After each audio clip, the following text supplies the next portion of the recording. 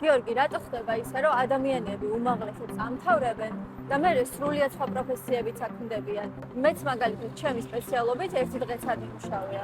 უამრავი ადამიანია ასე საქართველოში. იღებენ ერთ განათლებას, შემდეგ მუშაობენ სხვა პროფესიით, ან ვერც საქმდებიან. ფურცელზე საქსტატის მონაცემებით 14%-ია დღეს საქართველოში უმუშევრობა, მაგრამ რეალურად ალბათ უმუშევარი გაცილებით მეტია. ეგ როგორ?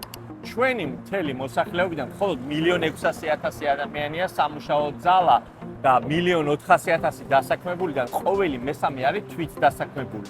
მათი უმრავლესობა სოფლად, საკუთარ ყანებში და ბაღებში მუშაობს და რა თქმა უნდა, მათი შემოსავალი არასტაბილურია და ეს ადამიანები უმუშევრად უფრო თვლიან საკუთარ თავს, ვიდრე დასაქმებულად, რადგან შემოსავალი თვიდან თვემდე ნამდვილად არ ყოფნით. ვინც სამსახურს ეძებს და ვერ პოულობს, ასეთი დაახლოებით 230.000 ადამიანია საქართველოში. და რატო ვერ შეუძლებს ეს ხალხი სამსახურს? მიზეზი ბევრია, სამუშაო ადგილები ბევრი არ არის.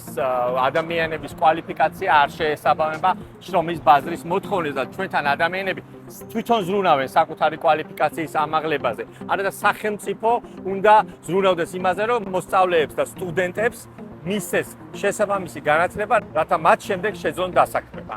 იმის მაგივრად, რომ გრძელვადიან სტრატეგიაზე იმუშაონ და განათლების სისტემა ეკონომიკასთან დააკავშირონ, რეგიონები განავითარონ, მთავრობების პოლიტიკა მორგებულია მოკლევადიან საარჩევნო მიზნებს, რაც ფუნდამენტურ შედეგს ვერ იძლევა. არა და რეალურად ამ ქვეყანაში არის საკმარისი პოტენციალი, რომ სწორად მოქმედების შემთხვევაში შემცირდეს უმუშევრობა და რაც თავარია ადამიანებს ღირსეულად დასაქმების საშუალება მივცეს. და იცი რა მაინტერესებს კიდე?